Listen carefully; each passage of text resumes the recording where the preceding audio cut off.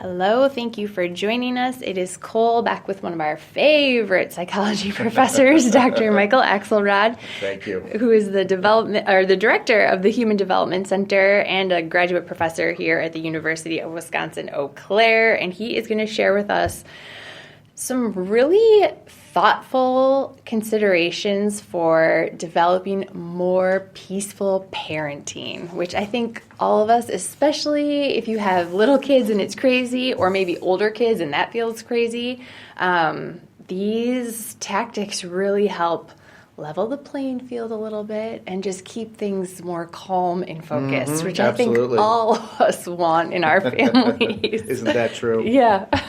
So tell us a little bit about sort of the thought behind these tactics. Yeah, so when I was working as a child clinical psychologist, child and adolescent clinical psychologist full-time, we'd have a lot of parents come in to us who recognized that the things they were doing they weren't working for their kid, and some of the kids, the kinds of problems they presented with were actually pretty common, and then some of the kids presented with some rather significant behavioral psychological problems. So what we found was we had parents on like these sort of big spectrum of what their kids were experiencing and then what they were experiencing. And we thought, it might be a good idea to produce some handout for parents that really oriented them to a certain way of thinking about raising kids. And you described it very well in terms of peaceful parenting, and that was really our goal, is to think of, okay, how can parents be more thoughtful, more directed in how they are parenting their children? How can they be more intentional with certain things? Yeah. And then just, again, finding just a little bit different orientation than many of us, when we go into parenting, are sort of oriented to. And I think you'll get some of that flavor as we talk more. Yeah. And actually, one of the things I thought of when we first started thinking about even having this conversation is, I remember when I very first had kids, I kept saying, like, where's the manual? Like, where? And I know other people say that too. And of course, every child is different. But that's why I love this so much, because it applies to all children. It doesn't have to be this specific child or this specific behavior. It's just a way of coming into the situation at all with a really thoughtful approach. So I'm so jazzed to be able to share this with everyone today. All right, so getting started, I love this concept of starting with the heart. Tell us a little bit about what that means and looks like. Right. There's two parts to it. The first is that when our kids are misbehaving, and sometimes that misbehavior may be very typical misbehavior, like a little kid throwing a tantrum in the car because he's been in the car for a long time, or she wants goldfish crackers and there aren't any left, or you got two siblings in two car seats and they're just fighting over something. So that those kinds of experiences tend to wear us down as parents. Yes. And I think what happens is we sort of forget that that we're here for them, to support them and nurture them, and that just in that forgetting, I think we drop our purpose as parents. I love that. And I think what we are trying to get at, what we were trying to get at with that particular domain, the idea of starting with your heart, is for one, again, sort of shifting your mindset a little bit in terms of what you're trying to accomplish as a parent. I think a lot of parents hear what I'm about to say. I hope they hear this. We're not to be our kids' friends. We're really there to provide guidance and nurturing and socialization to our kids so that they can grow up to be happy, healthy adults. Yeah. So I think that's part of it. I think the other part of it is reconnecting with our kids on a daily basis. I think you and I have had a previous conversation where we talked about time in and spending time with kids, and having that time be unconditional, and having that time not be dominated by lots of questions and directing and those kinds of things. So I think what we're getting at here also is just that, is finding time to reconnect with your kids, make that time be different than homework time. Sure. Make that time be different than asking kids about their day, or asking kids about what they did with a friend for 4 hours on a Saturday afternoon, but rather have that time just be, again, unconditional and an opportunity to just sort of be together, playing games, watching a movie, but having fun, not just being directed to the screen, but also interacting. As an example, I have a 15-year-old, and we got Disney Plus, the streaming service, and I made him sit down and watch one of the old Disney movies. So we watched 20,000 Leagues Under the Sea. Oh my goodness. And the whole time he's complaining about the special effects, and I'm telling him, but back then that's all they had, and it was just, you would think, well, it's just a movie, but we just spent the whole time laughing. Sure, bantering, yeah, exactly. And so, that's important. Now that, it was 2 hours, and we were fortunate that it was snowing up here in Wisconsin on a Saturday afternoon where we had the 2 hours. Yeah. That's another piece to this particular item. Sometimes the reconnecting is only 5, 10, 15 minutes. Sure. And we have to be okay with that as parents. Sure. Like I said, if we can do that on a daily basis, rather than store up time and just have it on weekend, we reconnect with them daily. I think that's an important point. Right. Well, and you've had such great advice in previous conversations that we've had around how simple those interactions really can be, a high five or a hug, or even just sometimes exchanging a intended glance with one another. It's like, oh, I see you right now. So you're right. It doesn't have to be these big, those are lovely opportunities. Absolutely. And when they come, they feel like $1 million.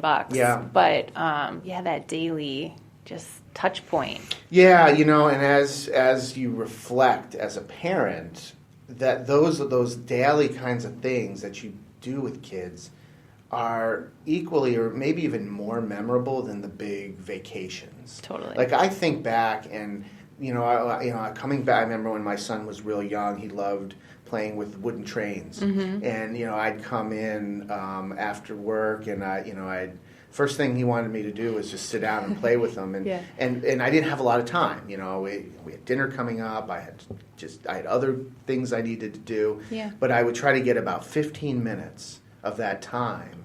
And I think back on his childhood.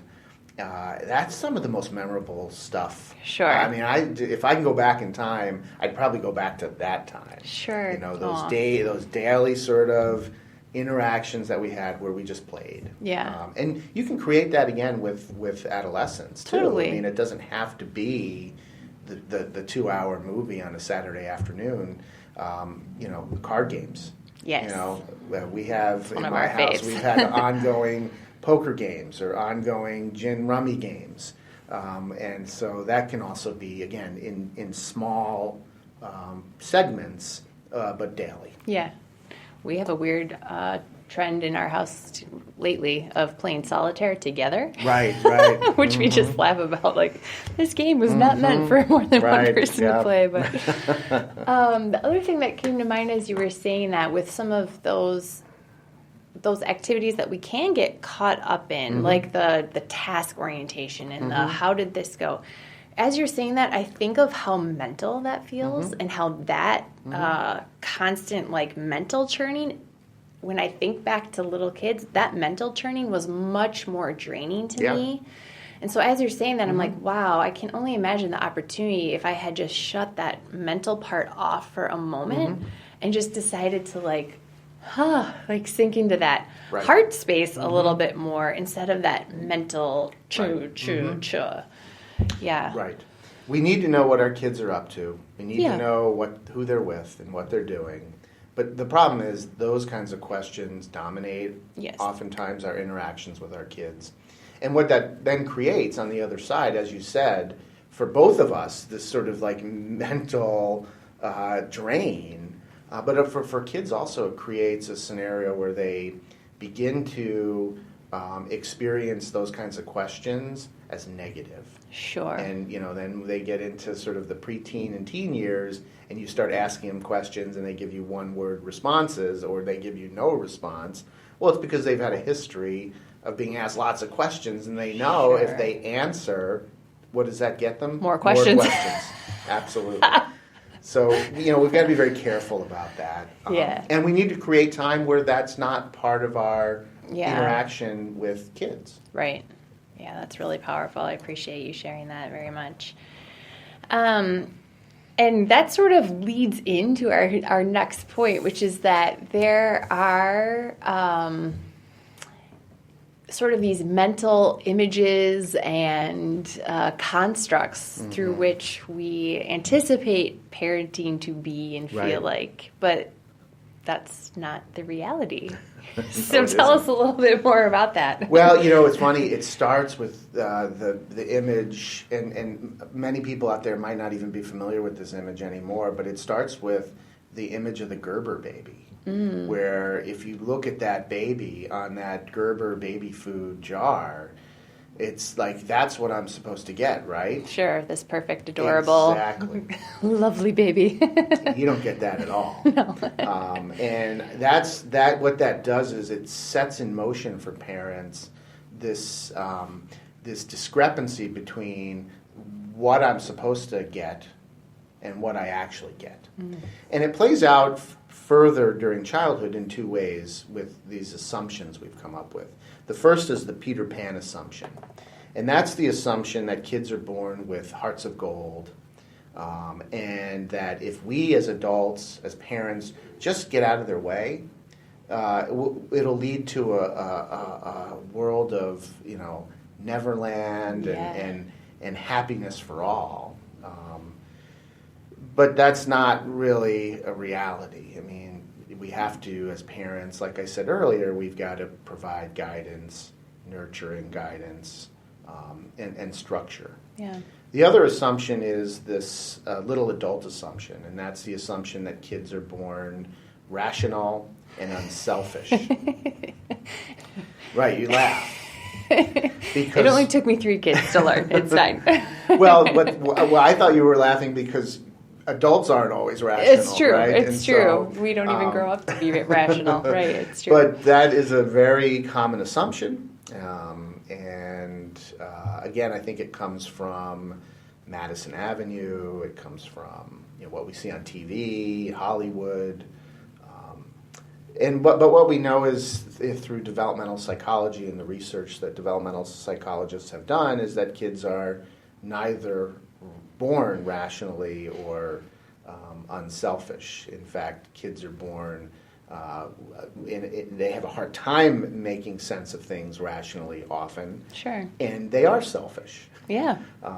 And the process that we go through as parents is to sort of think of, okay, how is that going to be in terms of my interactions with my kids? If I'm going to assume that the opposite, right, that kids don't always have hearts of gold, that they are oftentimes selfish or sometimes selfish, or that they can be rational. How is that going to impact me as a parent as I'm trying to teach my kid skills and ways to interact socially and how to be in the world? Mm-hmm. Yeah. As you're saying that, I think of times when I've been at restaurants and seen actually both ends of that spectrum that you speak of. Like I have been at kind of fancy restaurants before where there will be small, I mean like 2 and 3-year-old children, like perfectly don't say a word, they don't do anything, they're like, And that feels a certain way as far as like what obviously is being set up as the expectations around that, because that seems like the extreme version, right? And then you think about the opposite, where there is an assumption that like, oh, we're just letting them be, and they're like destroying the restaurant. Right. So you see kind of that whole spectrum of that fairy tale out in the world all the Exactly. time. And one of those scenarios is unusual, and one of them is common. Yeah. Unfortunately, we know which one is common and which one is unusual. Yeah. It's funny that you say that. My wife and I were at a restaurant recently, and she, Angela is a psychologist, and so we were sitting there. We were at a table near where people were waiting. Okay. And there was a family, a young family, and there were two children, a boy and a girl, and they were probably both of them under the age of 4. Okay. And they were sitting there, and there were blinds behind them to a window.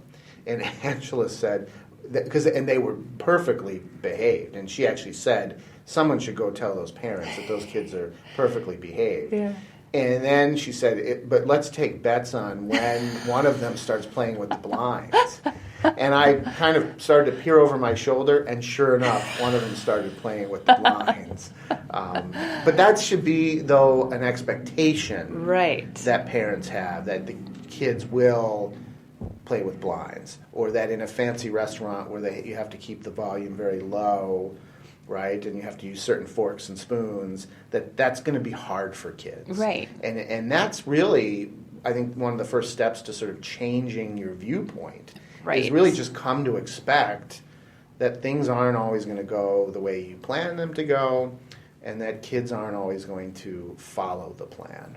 Yeah, and that changing the view is such an interesting concept. And there's a couple of things that come to mind. I can't wait to actually hear what you have to say about this. But changing the view almost as like from outside of yourself is what comes to mind. Like, we can get so caught up in these dynamics, especially with little people who are irrational and are selfish and are going to act out and do all of these things. We can get in such like this intertwined dynamic with that, and sort of zooming out feels very different. Yes. So I'm so interested to see what you have to say on this idea of just changing the viewpoint altogether. Right. I think there's a metaphor in there. I think when people talk about developing as an athlete, or developing a musical talent, or becoming an actor, and things, when you start, things are very fast. And I just remember as a parent, the first week, it zipped by, and I'm not talking about time. Things went very quickly, and oftentimes they went quickly downhill quickly, right? So, like I hadn't really diapered a child ever, a baby, and a newborn. I had diapered a baby, but not a newborn. Yeah. And like very quickly, it became a disaster. Just didn't. And those that, again, if you're talented at music or drama or athletics, you understand, like, things start to slow down, and it makes your decision making ability much more sharp. Interesting, right? yeah. And I think the same thing happens with parenting. The first time I did a timeout, it went just south very quickly. And everything just went. There was so many things happening. Yeah. Now I can do timeouts with kids in front of groups of parents, and it just because I've done it many times, and it's allowed the whole scenario to slow down. What you're getting at is, yes, taking a step back and sort of evaluating the situation. And I think in this case, it's really evaluating how you're going to view your kids. Trying to view your kids as finished products when they're young is going to create a lot of heartache for you. I'm not even close to a finished product, and I'm Absolutely. Knocking on the door of 40, so I can only imagine what that would feel like for a kid. And that's a theme for your website. Yeah. Is that we are not finished products. Yeah. And so I think as parents thinking, yes, my child is not finished. They're not completed. It's a process of socialization. It's a process of learning. I think that's important. And again, taking that step back. Mm-hmm. I think it's also important to realize that when there are missteps along the way, as parents, we have lots of different ways to respond. Some of them are going to be more effective than others. And then just thinking about that in the context of what plays out day to day, I think is really beneficial. I think it also, for me anyway, as a parent, just being able to take a step back and having that perspective, I think it takes some of the burden of parenting off of my, not, I shouldn't say burden, it's some of the weight of parenting off of my shoulders, because I know that kids are going to mess up. Yeah. And that we're going to mess up as parents Absolutely. too. Mm-hmm. Yeah. And then there's so many opportunities for repair, and the quicker they happen, the more bond, the more respect, all of those things come into play too. So sometimes those missteps, even though you kind of look back and maybe you have a regret about them or they don't feel great, they're really a huge opportunity to build trust and respect and, that bond between you, because we all make mistakes. Right. There's a lot of resentment too that I think can come into play there, but you're absolutely right. Mistakes are learning opportunities, and that's, as a parent, that you have to keep that in mind.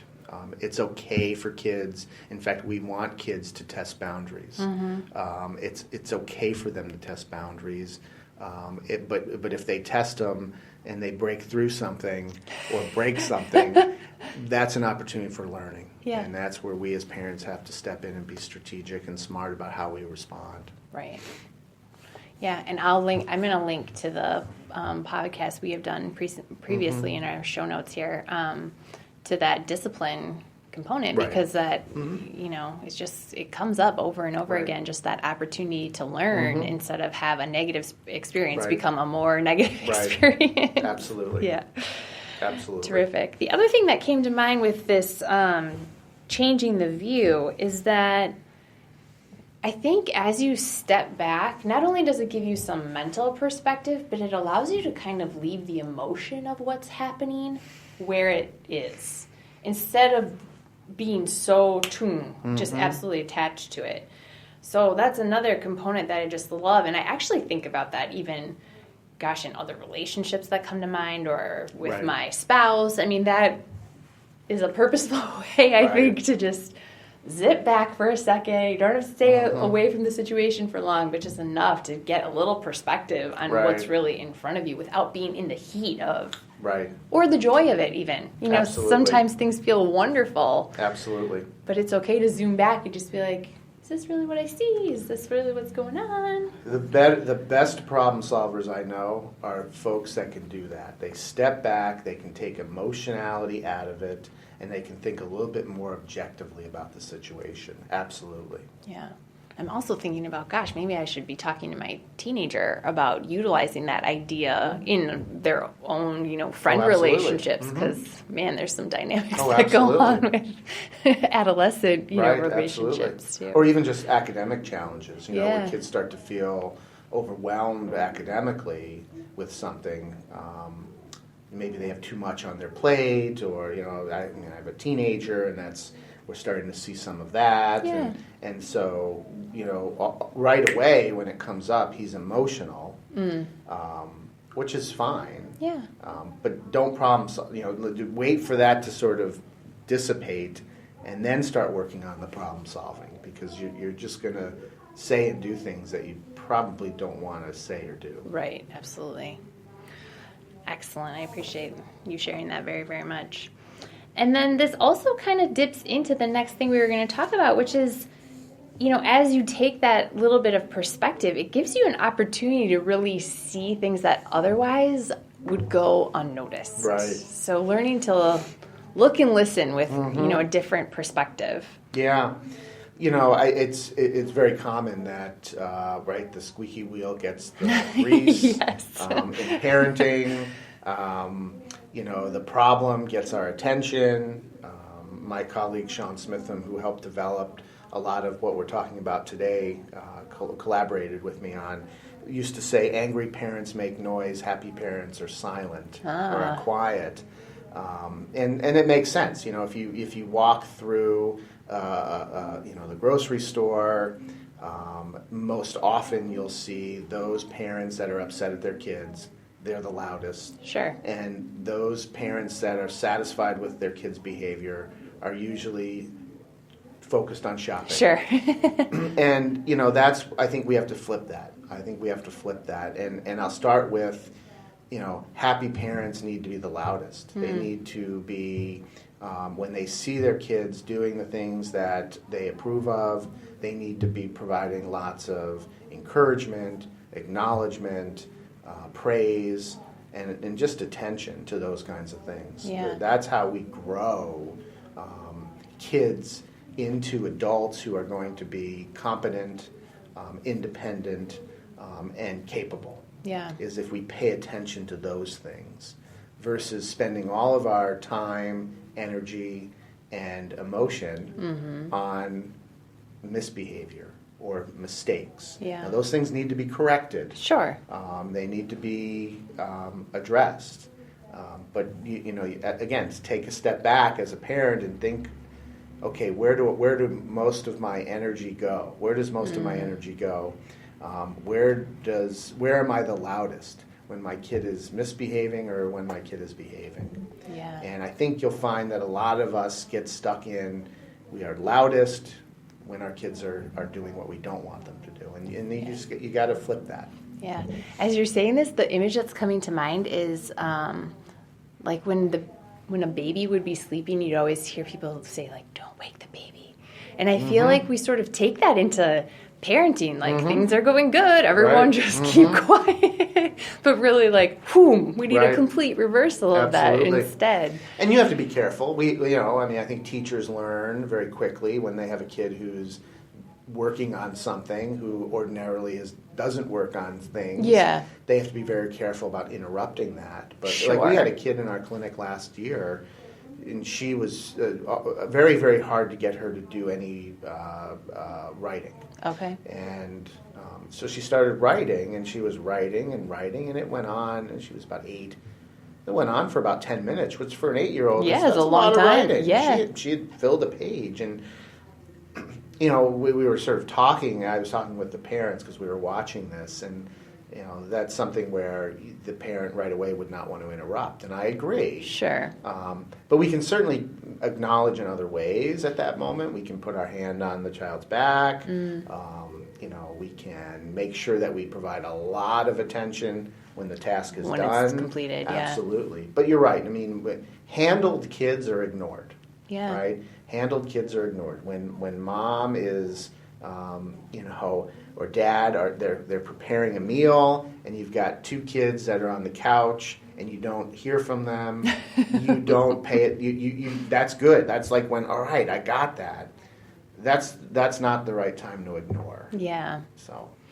Yeah, it's so interesting how that sets up, and the dynamic that sets up for a lot of things later in life, right? Like as adults, we want to be able to receive positive attention. Right. Like I think of how many people, it's a challenge for them to receive a compliment, and sometimes I'm even guilty of that. But that's a social, I mean, we could teach our kids by using praise when they do nice things or good things to graciously say thank you. Absolutely. Or, and that's all part of that whole system. So Right. I think there's we pay attention to things that anger us. We pay attention to things that seem to go wrong, rather than sort of, again, flipping the scenario or flipping the narrative, and really sort of focusing much more of our attention on the good things that are happening. And we're talking about kids. Kids do good things. They do a lot of good things. Yeah, for sure. But our partners do a lot of good things. Our coworkers do a lot of good things. People that we interact with in the community do a lot of great things. Right. Wouldn't it be a much better world if we paid attention to all that stuff 80% of the time, and then 20% of the time paying attention to the not so great stuff. Right. Versus, I think, where it's the other way around oftentimes. Yeah, it definitely feels like that for sure. Excellent. Well, and we've had, nice conversations before about ways to really nurture relationships. The 5 A's, the last podcast we did, was so fun. But yeah, just taking that opportunity to step back, look at it with different eyes. One thing that I have a question for you about that is coming to mind as I think of your the example of like the squeaky wheel gets the oil. I think outside of just our interactions with our children, my experience has been that as a parent in relation with other parents, it seems like there's so much time and energy around the challenges of parenting, the missteps of maybe a teacher or school or your kid's coach on their sports team or whatever. There's so much constant looping around these kind of negative parenting topics. And it seems like a huge opportunity for us to kind of disassociate with that as being, I mean, of course, there are going to be things that you're going to want to be able to talk to a friend who has kids and can understand, and maybe you're having a crisis or a crux in making a decision. I mean, those kinds of things, of course, that's a beautiful place to bring that. Right. But just the daily, like, oh, we'll have practice, and oh, the coach said this. It's just like, it's so much. Yeah. And the more we pay attention to that, the more we're going to see it. Yeah. And that's the laws of behavior. Right. The more we attend to something, the more likely we're going to see it in future interactions. Yeah. I think that's a really important point. Knowing developmental psychology like I know, and knowing kids, for them, most of that stuff comes and goes very quickly. And as we grow up, for whatever reason, that stuff sticks with us. So, if your kid comes home and says, I didn't get a chance to, do this at practice, and you start asking them questions about it, and then they sort of retreat because they don't want to talk about it. They don't want to think about it. Yeah. But we pursue it. Then that becomes what we're thinking about over the next 24 hours. And in most situations, kids they'll forget about it. They'll move on. Right. It's sort of the idea of that 24-hour news cycle. For us, it is the 24-hour news cycle. We have to remember, kids, they've got lots of things going on in their lives, and by tomorrow, it's forgotten. Yeah. I think that's something that we adults should take from kids, is that they forget pretty quickly. Sure. Some of the things that they forget, we wish they wouldn't forget, right? But a lot of this stuff, it's not. It's a lot of noise. I used that word earlier. I think it's a lot of noise. Yeah, absolutely.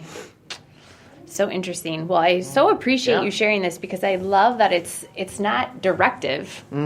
It's not you must do. It's just this beautiful way of thinking about approaching parenting, which is a huge task, with a little bit more zen, peaceful, balanced approach. Absolutely. Yeah. Well, thank you so much. I appreciate your time today. You're welcome.